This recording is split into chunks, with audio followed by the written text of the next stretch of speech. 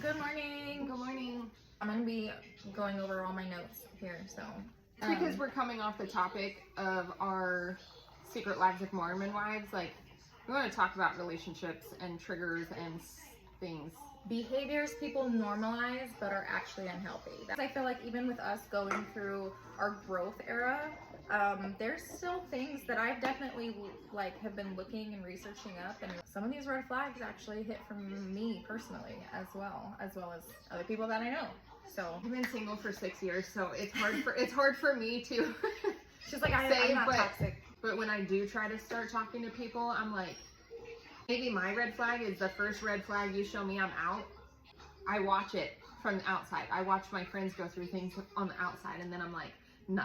I'm drinking hot coffee this morning because it's 44 degrees outside and my house is freezing because someone left the AC on yesterday because it was hot yesterday. It was like 70 something degrees out, so I had the AC on while my dumbass left it on, and now it's freezing in my house. Hot coffee was not hidden, so I'm having my strawberry sunrise. Red flag, over explaining everything. You feel like you have to justify your feelings and decisions by over explaining everything? That's a red flag. It can stem from fear of not being believed or your side not being heard or always feeling like you're never picked or listened to. But no is a complete sentence. That is it. I don't think I have that one. I definitely have in the past. I've seen you have that. I ain't explaining shit. Almost like I have to appease you by over explaining. I definitely have had to do that. And even though that's a red flag for me, it also kind of shows what kind of partners I've picked in the past in order to make me feel like I have to over explain everything. So no is a complete sentence. And I have been getting better at that one because that is something that I teach all my children. Stop means stop. No means no. Point blank period. Next one is keeping the peace at your own expense. That is a red flag. You do that I do that all the time. To me, for whatever reason, I look at it if I just don't say anything, I don't let it get to me, I'm keeping the peace. But really all I'm doing is suppressing everything that it is that I'm feeling, that I want, that I think, to again, peace somebody else, because it keeps the peace. It avoids conflict. I think with that, the more and more you do that, the more and more you're telling someone I'm okay being treated this way. Yeah. I'm keeping my peace. And it's weird because I look at it like I'm keeping the peace, but really not within myself. I'm keeping the peace within whatever dynamic that it is, but when it comes to myself, my soul, my mind, my body, it eats me up inside. It's not peaceful, it's suppressment. Is that a word? Suppressment? Suppressing? It is today. Whatever. Another red flag is the mind reading expectation, which not even just with relationships, that's with everything. Work, school, kids, anything. You cannot expect people to read your mind. So if you need something done or you want something done, you have to let them know that. Communication is everything. No communication, it's going to be silence. You can't expect them to understand what you need or what you want if you don't communicate that. At least for me, I feel like we're talking about me right now. Sometimes, so for us, especially since she's been living with me, and I don't know if it's a woman thing, but we don't have to ask each other to hey, can you do this or can you do that? It's already done. Yeah. She sees something, she does it, and I'll be like, hey, don't forget we need to do this, and she's like, I already got it. Or vice versa. It's like, hey, we need to do it. Oh, already got it. We just, as moms and as women, I feel like we have this never-ending checklist or to-do list. So it's oh, dishes need to be done, got it. Take the trash out, got it. Ordering groceries, whatever, got it. Lunch is made, got it. If you see it, do it. Women, and it's okay, well, this isn't my house, but if I want something done, this is how I would do it in my house. She's like, we gotta do the dishes, we gotta clean the kitchen. I'm like, nah, it's already done. Tag team really well, and again, I don't know if that's just because we're best friends or if that's just because, again, women mindset. But we share a brain. We really do. Yeah. But I feel like it's definitely very easy to be to get upset at say, my husband. I know you see these dishes, but why do I have to ask you to do the dishes? But the thing is I can also understand, okay, well, even though he sees that it needs to be done, maybe he just thought I was going to do it since I was already in the kitchen and I was about to just do it or whatever. He tells me all the time, if you need something from me, just ask, because I can't read your mind. Just ask me. Right. But in my freaking toxic mind, I'm I shouldn't have to ask. Because we can read each other's minds. We're I shouldn't have to ask you. So, But at the same time, understandable, but still, communication is everything. but it is. It boils down to healthy communication and how you're bringing things across. So, Mm-hmm. things you don't realize that's a red flag until you go through some psychology and Right. sociology classes, and you're like, oh, am I the toxic one?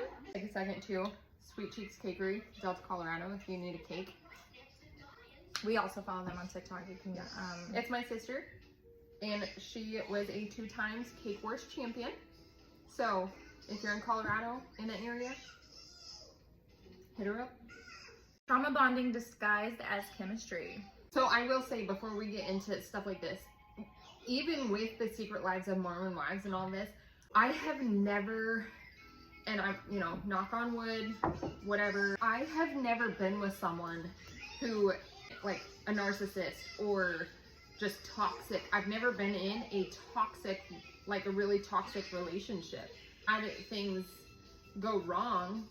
But some of the things I've heard, like, from her past or some of, like, our friends groups or just even watching the show, I would fight. Or in Tell Me Lies, too. Or Not Tell just Me Tell Lies. Oh my yeah. gosh, I couldn't. Which is probably why I've been single for so long, because it truly scares me to put myself out there and then get some of these traits, because I feel like it's so much more like, this is just how people are now, and I'll pass.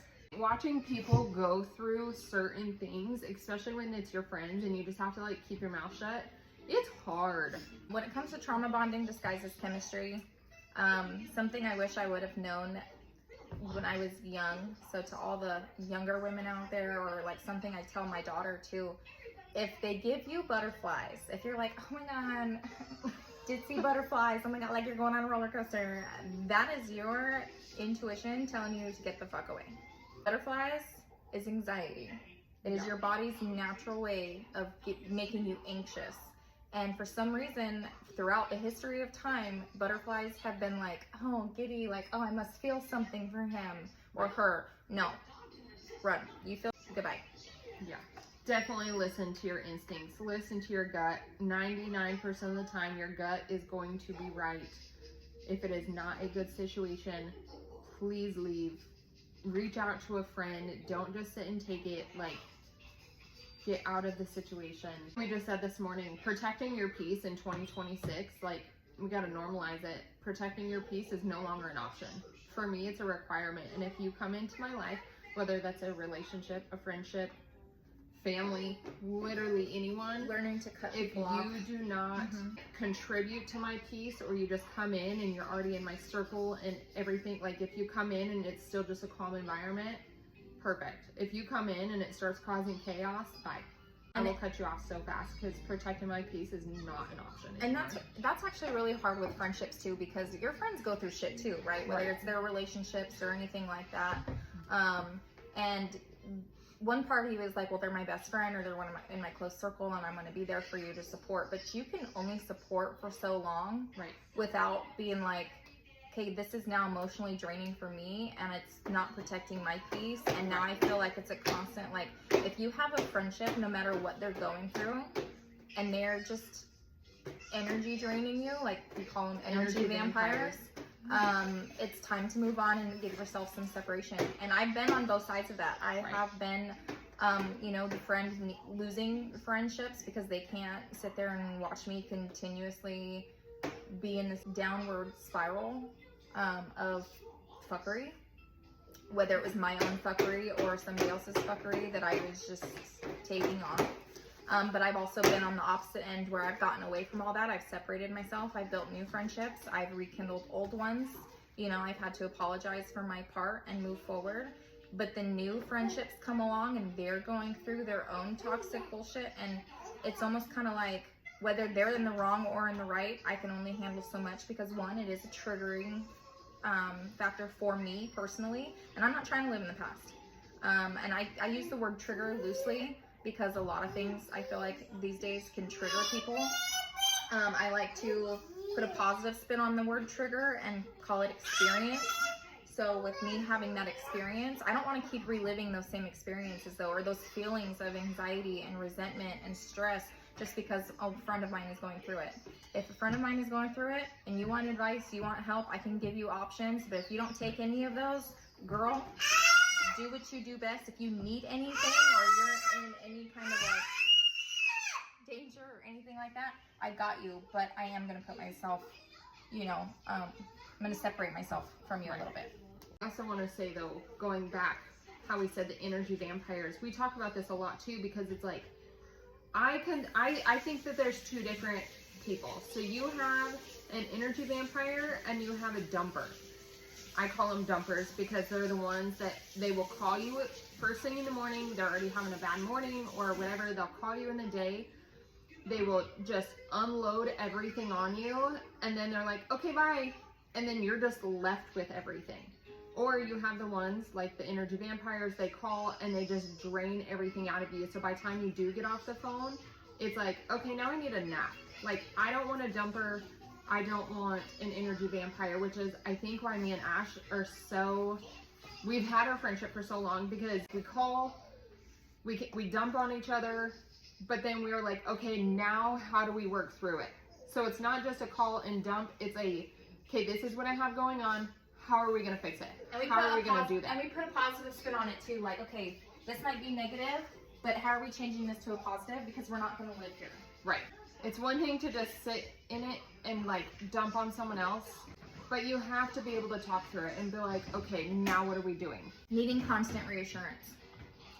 So whether you are in a new relationship, an old one, but constantly asking, are you mad at me? Do you love me? It comes from insecurity, drains the relationship. I don't know. I see that as a red flag, but I also don't see that as a red flag, because I feel like that's men and women too. Too little for Alani.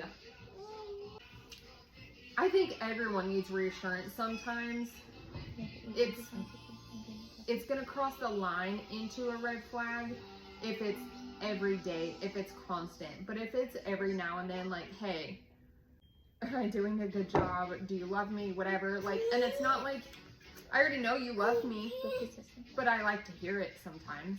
It turns into a red flag if it's, you know, every day, multiple all times the time. a day. Right. Because you can't go from being like, oh, here's all my intrusive thoughts, here's my insecurities, I feel like this, this, and this, and this, but oh my God, you're my best friend. Give knuckles. Going from being so transparent with your partner to also being like, but do you love me? Are you sure? Are you sure you love me? Do you miss me? Like, bro, we're married, we have kids together, we live together. Obviously, I love you. I want to be around you, otherwise I wouldn't be here. We all struggle with insecurities sometimes, but yeah.